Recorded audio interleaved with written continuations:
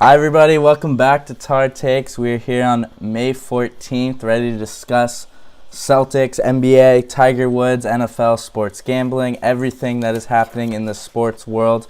We are live from Skype. Obviously, UNC is now out of school, so me and David are 3,000 miles apart, and we still want to do the show, and this is one way we can do it. Hopefully it works. Hopefully you guys can hear us.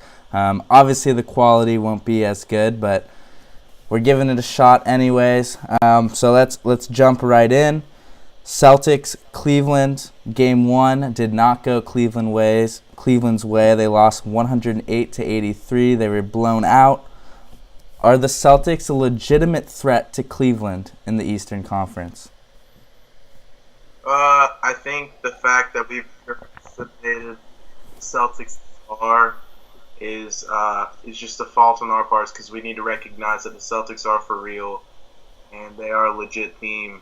What we're seeing now is probably the emergence of the Spurs in the East in the new wave. So the fact that they're able to compete at a level that they are now without their two potentially best players in Kyrie and Gordon Hayward is just pretty astounding. But we're seeing that the defense is probably the staple of that team right now.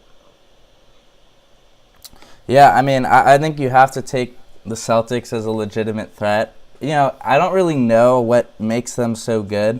Obviously, you can always point to Brad Stevens and just say, well, it's Brad Stevens, and I think that's true. But this team also has a lot of talent. Yeah, they're without Kyrie Irving. Yeah, they're without Gordon Hayward. But they still have Al Horford. Jason Tatum is a high pick. Same with Jaylen Brown. Rozier was still a first-round pick. You know, you still have the Marcus Morris. There's a lot of talent on this Celtics team, and they have a great coach. And it makes sense. And I think the Kyrie Irving loss isn't as big of a deal because of how well Terry Rozier is playing. In the playoffs, Terry Rozier is averaging 17.4 points per game, 5.5 rebounds, and 6 assists per game. So those are pretty impressive numbers for a guy who's only your, probably fourth best player on the team. So I think they have the talent and they have the coaching staff. They already won Game 1, so I think they definitely are a legitimate threat to beat LeBron James. Another worrisome thing if you're Cleveland is the LeBron that you saw on Sunday. He looked horrible, plus minus, and I think negative 32, 15 points, only took, 16 shots. Is not the LeBron James that you're accustomed to seeing, the one that destroyed Toronto and the one that took over against the Pacers. So I think Boston has a legitimate shot. They won Game 1. It will be a different story when they go to Cleveland. Because the role players, it's a lot of young guys with Tatum, with Brown, with Rozier. Much easier to play at home. But how much more difficult is it going to be to play in Cleveland when LeBron and the crowd are really, really rolling? LeBron's role players will be playing better. Game 3 and 4 will tell the most. Boston might win Game 2, but Cleveland might win Game 3 and 4, and then you're back for Game 5. You would like LeBron James to win a third straight after winning 2. Well, while I say that the Celtics are a legitimate threat to beat this Cavaliers team, I still LeBron in the playoffs versus a relatively inexperienced team. Al Horford's been playing like an all-star, but we do have to remember that LeBron has played more playoff games than that entire Celtics roster combined. And so, while LeBron did look a little deflated right there, it's just gonna be foolish to think that he's gonna keep playing like that for the rest of the series. Kevin Love had a weak game, but he was still able to produce a little bit. I think that Tyronn Lue needs to really get Rodney Hood involved in that team. I think Rodney Hood is probably one of the X factors. Rodney Hood and Tristan Thompson are the X factors for this team right now, because Rodney Hood proved that in Utah he can play well out of the pick and roll and he can create his own shot. He's one of the few guys that they picked up that can create his own shot. He averaged about 14 or 15 when he played with the Jazz earlier this year. And then we're seeing that Tristan Thompson, the impact teammate, when he actually played those minutes versus Toronto. So I think, I swear to God, if I see Jordan Clarkson doing the 20 dribble possession that he did with the LA, where he just ends up passing up and then a completely open player for a dumbass pull-up jump shot only to break off the back of the rim, I'm going to lose my mind. So I think Tyronn Lue needs to understand that Rodney Hood needs to be brought in to the offense, and Kevin Love needs to produce in order for the Cavaliers to win this series. Yeah, I also think another thing you have to point out and see is Boston shooting efficiency.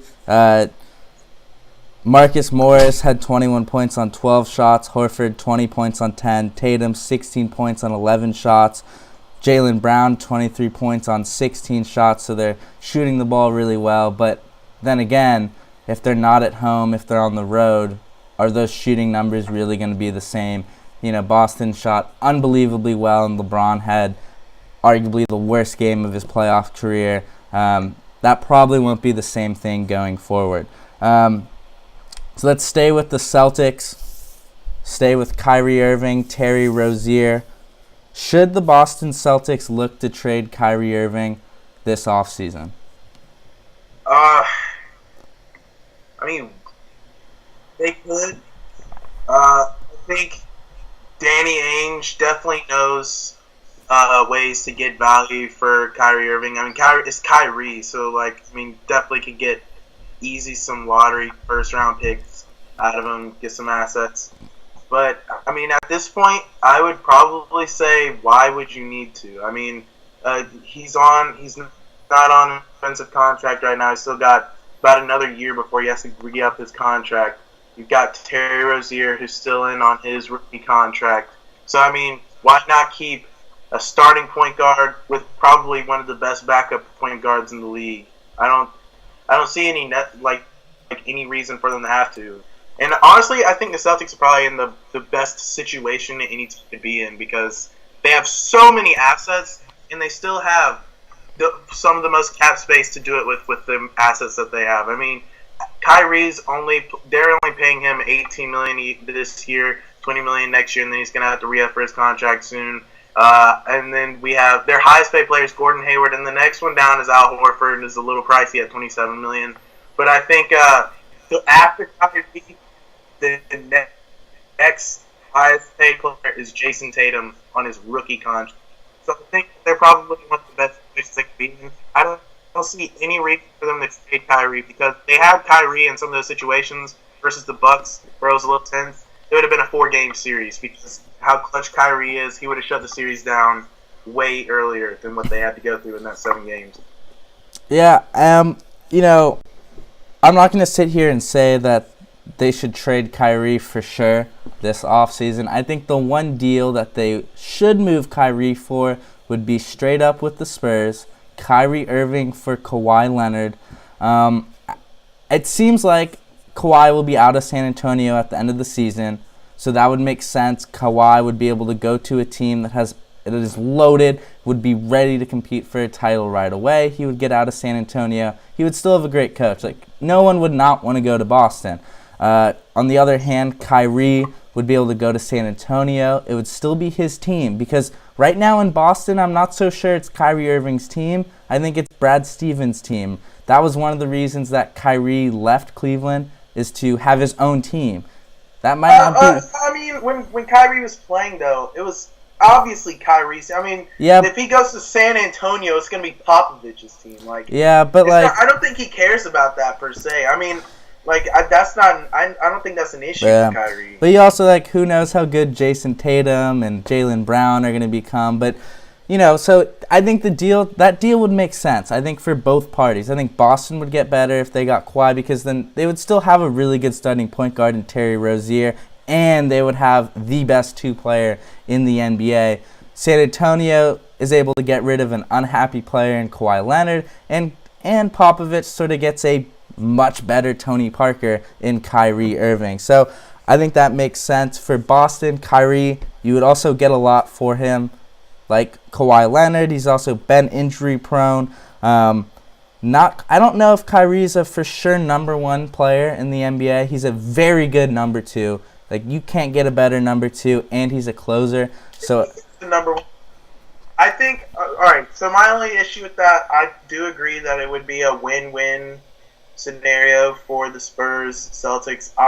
Obviously, Well, I think the Celtics would then have an issue because their wing depth would be almost too much. I mean, how do you balance Jaylen Brown, Tatum, Semio's like Gordon Hayward?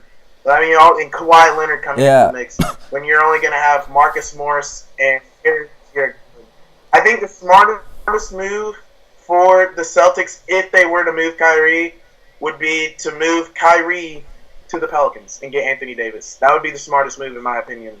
Yeah. Send a little bit of assets over there, get Anthony Davis. The only position that they would be weak in, honestly, would be at their big position. Al Horford's more of a 4, not necessarily a 5. He's a very solid player. He's played incredible this series. But if they have Anthony Davis, a guy who can stretch the floor for them, but can be dominant inside, I think that the only move that would make sense to where there wouldn't necessarily be a power struggle with them. Yeah, I mean, another interesting, too, is, like, what if they traded Gordon Hayward back to Utah? I think everyone would want to see that. And then they went out and got Kawhi Leonard, so that would, alleviate the idea that you had too many forwards. I think, regardless, it's going to be an interesting, the Celtics will be interesting to watch, for this postseason. Anything that they do from here on out is amazing, way beyond expectations. And then once we get to the offseason, it will be packed in the NBA, especially surrounding the Celtics and the possible moves, the possible draft picks they can move this offseason. So let's stay with got some comments from Kevin Bertolotto saying, no way they're trading AD, 0 chance. I mean, if I were the Pelicans, I would honestly be stupid to trade away Anthony Davis. But you can't deny the fact that Boston has incredible assets with the absurd amount of first-round picks that they have, and the fact that while Anthony Davis may be out, they'll still have Boogie Cousins, and then they'd be getting Kyrie Irving with Drew Holiday, along with a couple of first-round picks. So, I mean, honestly, it seems like it could happen. I don't think the Pelicans would trade Anthony Davis either, but I still think that to say Kawhi, they can't afford him on a max contract, but you're sending out Kyrie Irving, so they're both going to be max contract guys. Okay, so let's stay with the NBA.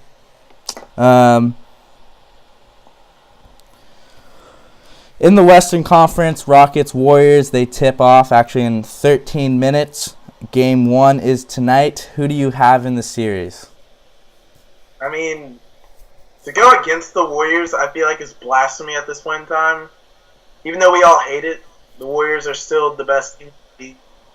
The Rockets had the best record, but Steph was hurt, KD was hurt, Klay was hurt. Everyone was hurt at one point in time on this Warriors team, and they still got out 58 wins and were still like an historic offense this season.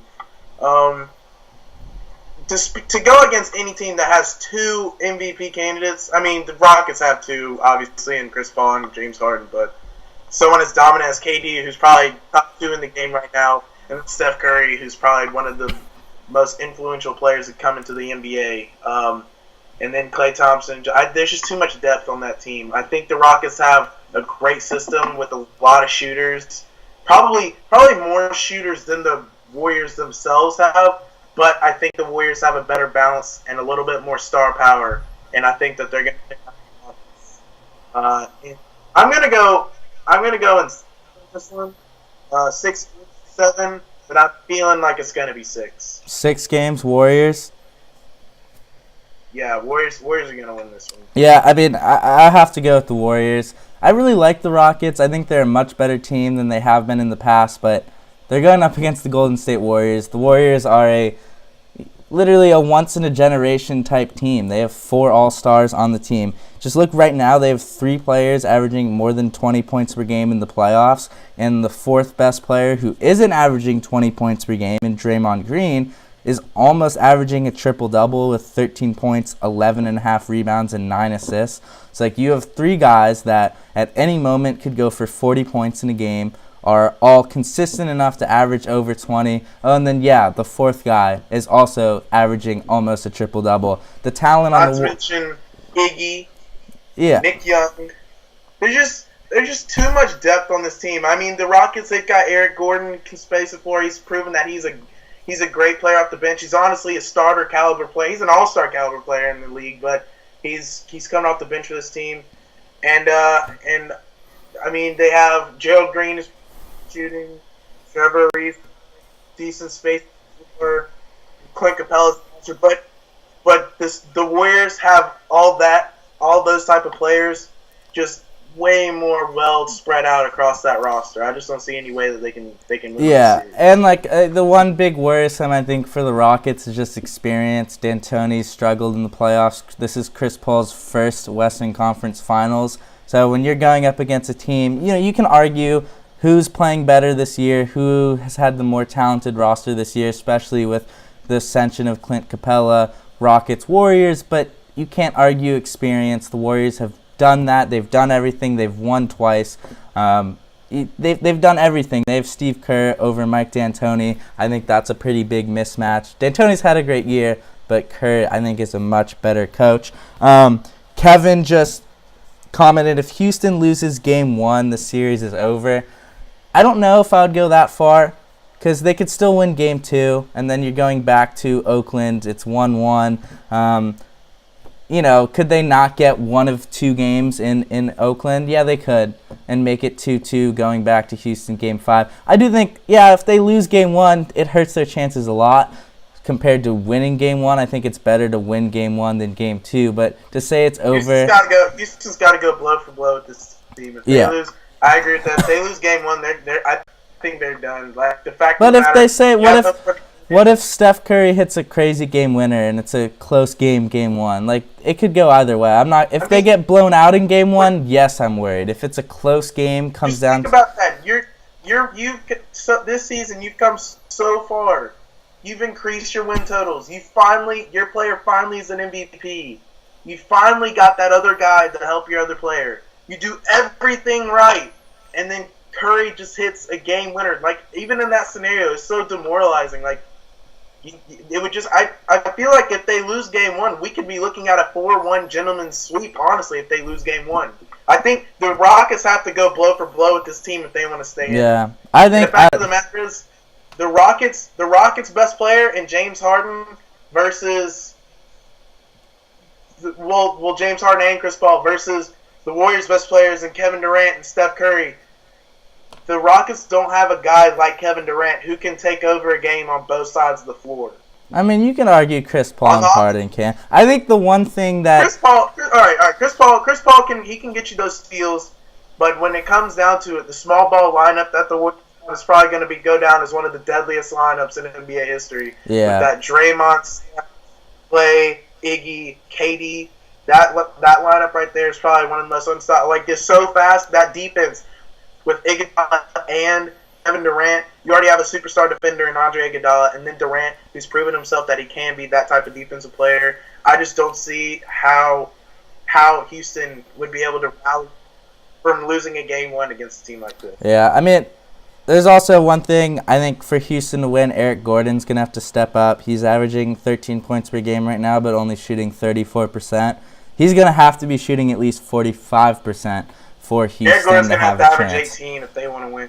Yeah. I never mentioned this earlier. I think I'll have Golden State in 6. I think Houston's a really good team, but they're just not Golden State's level. I think they'll get a game or 2, but Golden State will close it out in game 6. So I think let's move to the golf world. Tiger Woods teed it off this weekend at the Players Championship. His first 2 rounds, even par, then 1 under. Struggled to make the cut line, was actually out of the cut line with about a few holes left on Friday, but then Jordan Spieth helped him out. He made the cut at 1 under. Then on Saturday, Tiger flirted with the course record.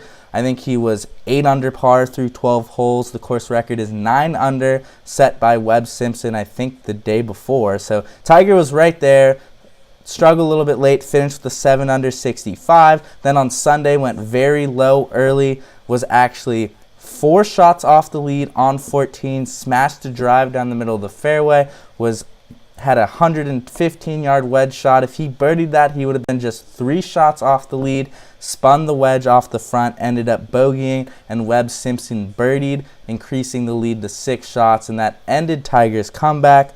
What do we make of Tiger's weekend at the Players?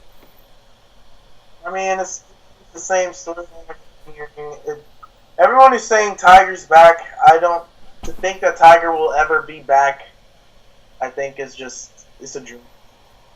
I mean, we really want Tiger, the Tiger we remember, but I don't think it's going to happen again.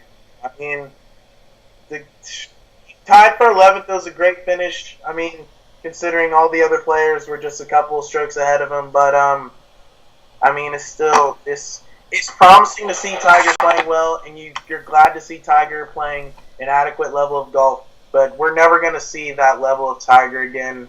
And everyone who keeps saying Tiger's back, I don't think that's a thing. It's not. He's not coming back the same way as he was, especially with back fusion surgery. The fact that he's come this far is honestly just is incredible. But yeah, I mean, he's playing solid golf. He's not back, but he's playing solid golf. Yeah, I mean, I agree. We're not going to see the Tiger that would win a major tournament by 12 shots. But we're seeing a pretty good Tiger. I think Tiger will get back to number one in the world at some point. He showed me finally that he could go low in 2 straight rounds and go really low. I mean, Saturday should have had the course record, honestly. He was 8 under through 12. He only needed one more birdie and had a few birdieable holes. Then on Sunday went really low. That right there is super exciting to me, but the one thing that is very worrisome is just what is this Tiger Woods under real pressure? It's easy to go low on Saturday when he's double-digit strokes off the lead. I mean, he's literally right on the cut line and he goes low. But then to go low on Sunday when he's a little bit closer was nice, but still when he got an actual striking distance of the lead, which was 4 shots back, like we mentioned on 14, he faltered, making, I think, a double bogey on 17, and then he bogeyed one other hole. I forget which one it was, but he finished 3 over after the great start. Same, we saw that at Bay Hill. He double-crossed his driver on 16 when he finally had a chance to win. We saw it at Valspar. He was 1 shot off the lead, started the day 8 under par. The leader was 9 under. The leader shot 6 over par. So Tiger only had to shoot 2 under par on a final round to win, or 3 under par. He couldn't do it. So I think you're seeing Tiger finally play really good golf, elite golf, but not quite down the stretch. That's the only thing that's left is can Tiger Woods put it together from the last 6 holes on a Sunday and really make a stretch where you can birdie 4 out of the last 6 and win. I'm a little bit worrisome about that. He needs to do that if he wants to win a major. And so that's the only question. I think Tiger's going to win some tournaments, majors. I'm not quite sure. He has to play better under pressure. We saw him not play well at Augusta. Of course, there's a lot of pressure playing in the Masters. We have what? Yeah, golf. Okay, we have one last topic. It's in the sports world, sports gambling. Today, the Supreme Court struck down a law that was banning sports gambling. So all those FanDuel people out there, whatever, I forget what the other one is, you all can have at it. Take my money. Get back there. Take my money. Those companies will obviously be celebrating a lot. But also, more interestingly, the Raiders will be moving to Vegas in a few years or whenever they do. And in that proposed Vegas stadium, they are expected to allow mobile gambling during the game. So 2 questions. 1, should sports gambling be allowed? And then 2, should it be allowed in stadiums while games are going on?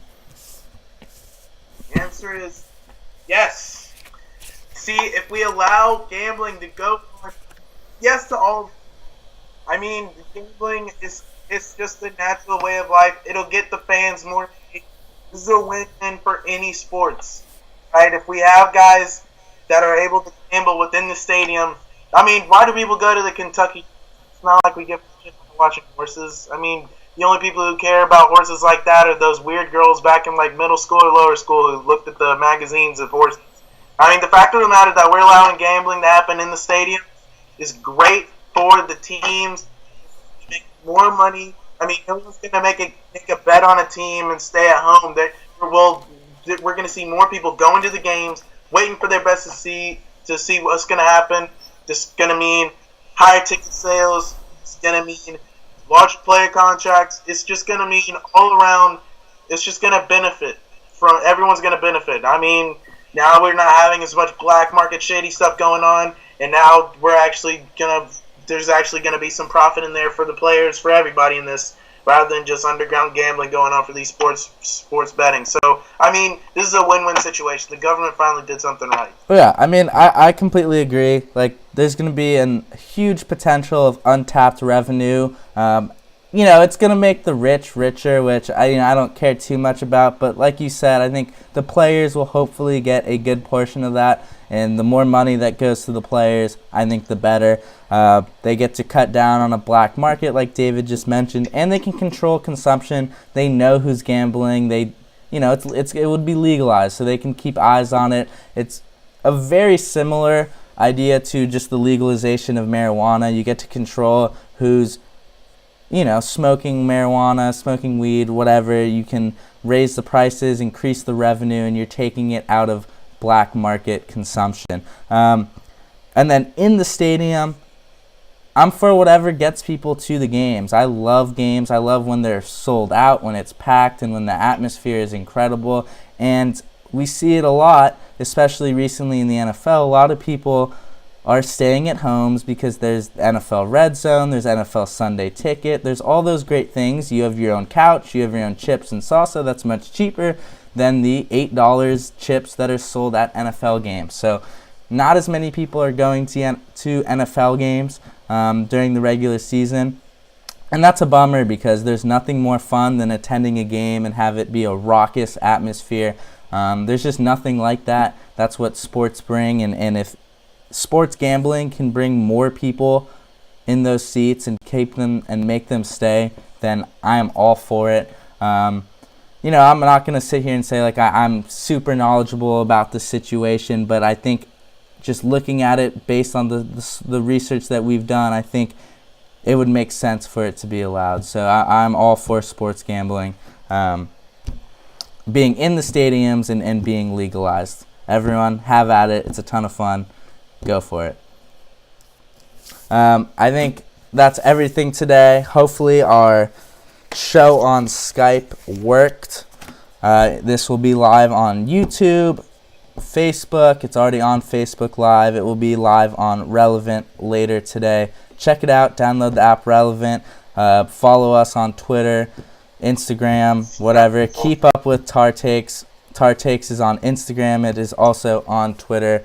Also, you can check Tar Takes out on thejreport.com, and we'll be back next week to talk more sports. We will definitely be talking more Celtics, more LeBron, more Warriors, more Rockets. Everyone, thank you guys for tuning in. We'll see you guys soon.